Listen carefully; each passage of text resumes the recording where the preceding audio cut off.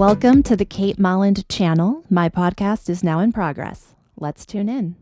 Okay, so here's the definition of a dusty man, according to one of my clients. I had a client up in the Bay Area. She was actually a Stanford grad, PhD in psychology, owned a beautiful home up in Emerald Hills, actually. And she told me that there was a man in her life that she was crazy about. And he didn't have a job. He had no ambition. He had no goals. He had no income. She was paying for everything. And he had a broken down motorcycle in the backyard that he was working on every day. So he'd go out there and there were nuts and bolts everywhere. There was oil on her daffodils. And she was just telling me that I need a strategy to get rid of this guy because I don't want him in my life anymore. He's not able to add anything to my life. So that could be considered a dusty. You see what I'm saying? Yeah. This would not be considered a high-value man. And then she's collecting the dusty. Right. But now my question is this. Why? And she was with him for 2 years. So why would a woman of that caliber fall in love with a dusty man? A man who from the very beginning made it clear that he doesn't want to work. Mm-hmm. He doesn't want to invest in himself. He doesn't want any self-growth. He just wants to be easy rider. And all he wants to do is keep his motorcycle fixed and to ride her on the back of the motorcycle into the sunset and then back home. Aw, that's a beautiful visual.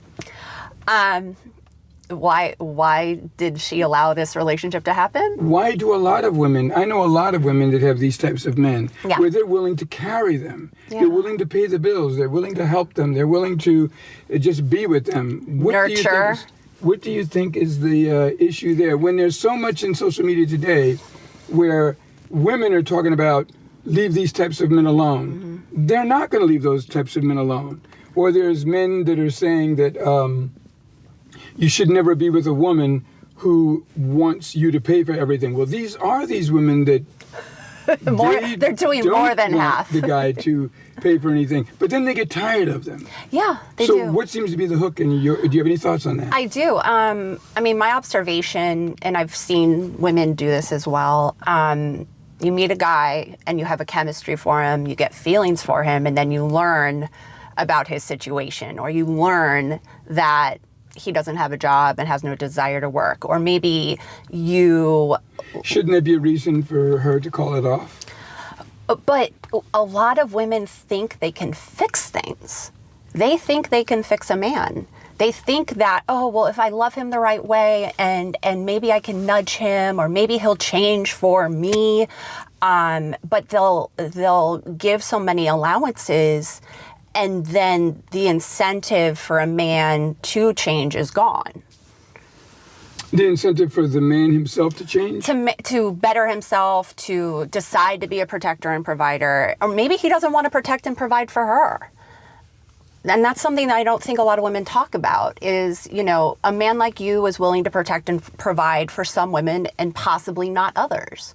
Maybe this gentleman has no desire to protect and provide for her, but he may meet another woman that he's absolutely willing to. Okay, so why would the other woman accept him as a dusty? She'd be willing to... So are you saying that another woman can accept him as a dusty under that same concept that maybe I can fix this guy? And so now this guy says, well, since you're the girl that I want to be with, you can fix me and I will change for you. I'm thinking that the metamorphosis of this, you know, hypothetical man that we're talking about needs to happen before the woman is allowing him into her life in a significant way. Okay, can you explain that? Yeah, so I feel that, you know, and I don't understand conventional dating culture nowadays. I don't feel that it works for a lot of people, at least in our society.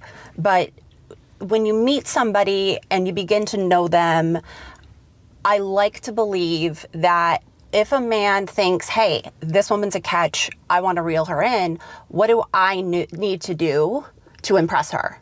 Maybe I need to earn more money. Maybe I need to get a better house. Maybe I need to get a better car.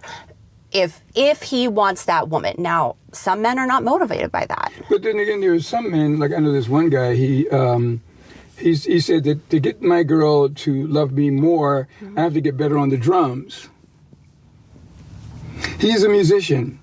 He says that, so in his mind, Okay. if he's a better drummer, that she will march to his beat a lot better. I don't understand. I don't. You know? I don't. My feeling is that if I see a man who's a really good drummer, him being better at that may not make me love him more. But we're talking about there are girls that love that better drummer or that better bass player, that better saxophonist. I know a girl told me one time, she goes, the next guy I fall in love with, he better be good on the saxophone because the saxophone is so sexy.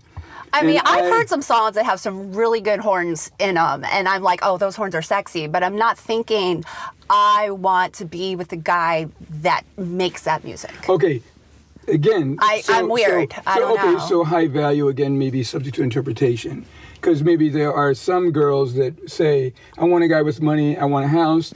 Another girl wants a guy with a good set of drums. Okay.